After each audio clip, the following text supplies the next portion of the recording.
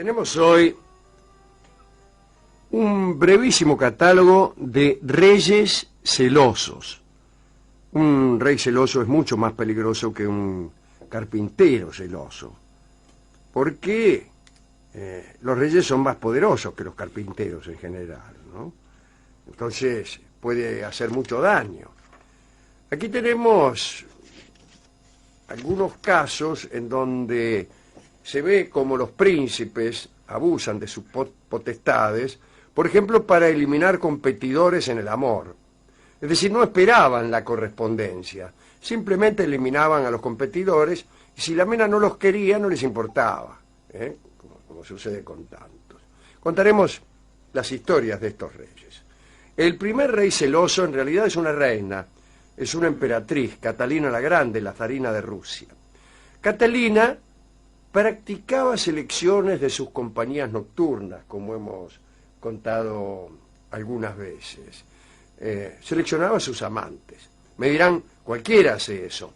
Bueno, pero esta mujer no estaba dispuesta a admitir en su cama a cualquiera, y antes que un hombre llegara a ella, lo hacía examinar en todos sus pormenores, morales, físicos, materiales. Cuando vos te postulabas para amante de Catalina de Rusia, tenías que hacerte ver. Y la examinadora de esas virtudes no era la propia Catalina, naturalmente, sino una dama amiga que intervenía en este asunto, secundada por un médico. Mire usted. Entonces esta mujer tenía el encargo de poner a prueba las cualidades del posible amante de la zarina. Durante mucho tiempo esa función la ejercía la condesa Bruch. Era la responsable de aprobar o de expulsar a los candidatos. Pues bien, en el año 1777, el joven Iván Rimski-Korsakov, en el año 1777, le dije, sí, está bien, que era casualmente el abuelo del célebre músico Nikolai Rimski-Korsakov, llegó ante la condesa Bruch como candidato a tener amores con Catalina. No es que se anotaban tampoco, ¿no? Pero bueno, llegaban, conocían a Catalina, ponele, en algún momento, ¿cómo le va a Catalina? Esas cosas que dicen los imbéciles. Bueno, o que dice uno, en fin, cuando conoce una dama, en fin. Entonces Catalina decía, momento, antes que usted me siga diciendo giladas al oído, le presento aquí a la condesa Bruch, tome esta tarjeta, preséntese el lunes en ayunas ante la condesa Bruch. Bueno, muy bien, el joven Rimski-Korsakov, Iván Rimski-Korsakov, era sargento de guardia del palacio y fue muy bien calificado. Entonces la zarina lo amó y convino que se trataba de un hombre magnífico. Pero sucedió algo, por desgracia. La intimidad con Catalina no bastó para que Iván olvidara a la examinadora, a la condesa Bruch, quien lo había aprobado primero. Podía pasar. Digamos que en el camino pautado para llegar al lecho de la emperatriz, Iván y la condesa Bruch se enamoraron. Naturalmente no se animaron a confesar su relación, la mantuvieron en secreto. Así durante 2 años. Mientras Rimski-Korsakov se sostenía, por decirlo así, como amante de Catalina para cuidar las formas, bueno, después se iba con la condesa Bruch. Pero una noche, una noble llamada Protosova se enteró de estos asuntos y le alcahueteó todo a la zarina. Ve a Catalina, acá el Rimski-Korsakov anda con la mina que le prueba los giles. La consecuencia de esta batida fue terrible. La condesa Bruch fue desterrada a las regiones más heladas y obligada a trabajar en las minas. En vez de trabajar en los tipos, ahora trabajaba en las minas. Y allí murió, naturalmente. Su lugar, o sea, el lugar de probadora de eventuales amantes, que la batidora. Fue exactamente, fue ocupado justamente por la que había ido con el chisme, la Protosova.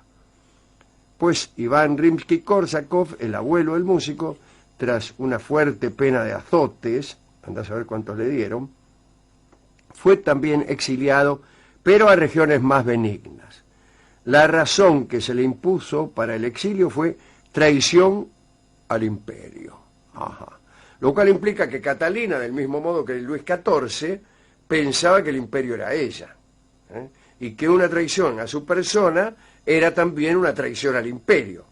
Bueno, de todos modos, así funciona el honor, ¿no? El honor funciona cuando uno se hace una idea infinita y sacrosanta de uno mismo, de modo que las ofensas que a uno se le infieren son absolutamente irreparables e infinitas. Esto sucede no solo con los emperadores, cualquier gil puede sentir esa idea del honor. De Catalina les cuento, ahora que somos pocos, una cosa. Ella tenía un amante, otro que era nada menos que Potemkin. Era tuerto Potemkin, me parece. Era tuerto porque creo que se había peleado con uno en una mesa de billar, y el otro le encajó un tacazo en el ojo, y así. En una ocasión, Catalina hizo una gira para visitar algunos pueblos de Rusia. Rusia es enorme, Rusia es incesante, nunca termina Rusia. Y en aquel entonces los emperadores no sabían lo que había por ahí, ni nada. Entonces Potemkin, anticipándose a la gira, construía unos pequeños pueblos que no existían en realidad antes de la gira de Catalina. Y estos pueblos eran amueblados con gente felices, contratadas por Potemkin. Contrataba 300, 400 tipos, y entonces cuando Catalina visitaba los pueblos, los encontraba todos limpios, prósperos, felices. Mientras duraba la visita en un pueblo, iban construyendo otro. Y cuando Catalina se iba, lo desarmaba. Claro, y seguía el siguiente. Desarmaban el pueblo que ya habían visitado, se adelantaban y lo volvían a construir, un poco modificado, más adelante. Allá. Y así Catalina recorrió como 15, 20 pueblos, que eran todos el mismo, con la misma gente, con la misma construida felicidad, ¿no? Bueno, pero como hemos hablado de reyes celosos, no de pueblos falsos, continuemos. Una historia interesante es la del rey Dionisio el Laborioso, que era rey de Portugal. Dionisio tenía muchos celos de su esposa, Isabel de Portugal. Parece que la reina Isabel tenía un paje muy piadoso a su servicio, y ella lo distinguía con su estima. Y otro paje, envidioso tal vez, fue a ver al rey Dionisio y le dijo que la reina Isabel dedicaba un afecto exagerado y sospechoso al otro paje, por celos profesionales que son frecuentes entre los pajes, especialmente durante la tarde. Los celos enloquecieron al rey, que diseñó un proyecto terrible. Fue hasta el bosque, donde había un horno de cal, y ordenó a los obreros que echasen al horno al paje que le enviaría a la mañana siguiente. Así que dijo: miren muchachos, mañana a la mañana les voy a mandar un paje, échenmelo al horno de cal. Llegó el nuevo día, Dionisio llamó al paje, que se sospechaba que andaba con su mujer, y le ordenó que fuera hasta el horno de cal que había en el bosque, y que le dijera a los obreros que hicieran lo que el rey les había explicado el día anterior. Y el paje de Isabel salió al galope a cumplir su mandato, sin saber que iba a morir. Pero en el camino pasó por una iglesia y se detuvo un momento para hacer sus devociones, porque era un paje devoto. Más tarde siguió. Llegó al horno de cal, un poco atrasado, se presentó ante los obreros en la forma que el rey le había indicado, y los obreros respondieron muy preocupados que la orden del rey ya había sido cumplida. En realidad había sucedido algo espantoso. El paje alcahuete, el paje Batilana, se había puesto un poco nervioso al ver que pasaba el tiempo sin noticias de lo que había pasado con el paje que andaba con la reina. Y entonces, impaciente, fue a ver qué pasaba. cuantito se asomó por el horno de cal, lo vieron los obreros y lo tiraron de cabeza al horno. Después de aquel equívoco, Dionisio sostuvo sus celos y ordenó que asesinaran al paje que verdaderamente lo estaba traicionando en una iglesia, pero tampoco lo logró, porque el paje ya se había enterado de lo que había pasado allí y se escapó a España. Y terminó sus días allí sin que nadie jamás lo echase a un horno de cal. Es una historia interesante porque... Qué suerte tuvo, ¿no? Sí, no sé por qué es interesante. En realidad es una historia execrable. ¿Cómo vas a mandar a matar a un paje de esa manera? Sí. Además, una complejidad inútil. Por eso salen mal los asesinatos, por esos caprichos. Última historia. La primera esposa de Felipe IV de España fue Isabel de Borbón, que casualmente era hija de Enrique IV de Francia. Sucedió que en la corte de Felipe IV de España, un hombre se enamoró de la reina, de Isabel de Borbón. Se llamaba Juan de Tasis y era correo mayor del reino. Parece que era un hombre despreciable y osado. Lo culpaban de centenares de escándalos de garito. Parece que hacía trampa en el chinchón. Y parece que era incapaz de jugar sin trampas. Era también un poco poeta y en la corte no dudó en enviarle versos a la reina Isabel. Aprovechaba su condición de correo mayor y su trabajo para disfrazar sus cartas y no correr peligro. Más tarde se hizo todavía más osado y comenzó a hacer cualquier cosa para seducir a la reina.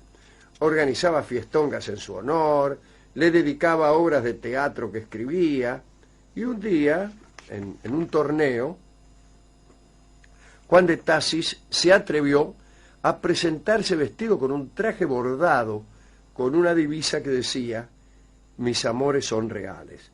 Reales no en el sentido de la realidad, sino de la realeza. Y todos entendieron que aludía a la pasión que le inspiraba a la reina. Y el rey Felipe IV abrió los ojos. Una tarde, mientras la reina miraba por una ventana, manos anónimas y posteriores le taparon los ojos, Y la reina pícara dijo: estate quieto, Tasis. Y las manos se retiraron bruscamente, porque no era Juan de Tasis, sino que era el rey Felipe IV. Aquel desafortunado encuentro se supo en la corte y en toda la ciudad. Todos conocieron la pasión de Tasis por la reina de España, y los celos del rey desataron una tragedia, ¿no? Primero, vigilancia estricta con la reina. No contento con la vigilancia, hizo que la encerraran. Y además planeó un asesinato. Y un día Juan de Tasis iba por la calle Mayor, cuando del callejón de San Ginés, ahí mismo donde hay una chocolatería en la que tomaba chocolate espeso Karina Biorlegui, de ahí mismo salió un hombre y lo apuñaló redondamente. Una vez muerto el seductor, Felipe liberó a su esposa del encierro y le dijo con espantosa ironía que no se preocupara por los lances de Juan de Tasis, porque aquel pobre hombre había sido muerto por un esbirro loco. Bueno, asesinatos, vigilancias, persecuciones, todo eso produce los celos, mi querido Barton. Sin embargo, alguno puede desear que los celos intervengan en la relación. Uno a veces desea ser celado. Me parece que es un desatino eso, que es un querer desafortunado, pero sucede, ¿no? Sucede en los romances aburridos, ¿no?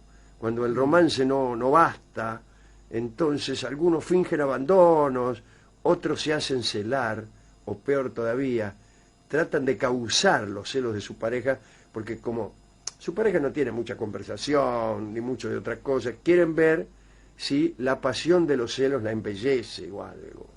Mala cosa eso, ¿eh? Mala cosa. Sí. Los celos son una porquería. No creo que sirvan de gran hemos ido a la discoteca y le hemos preguntado si tenía alguna canción que aludiera a los celos. Casi no hay otra cosa.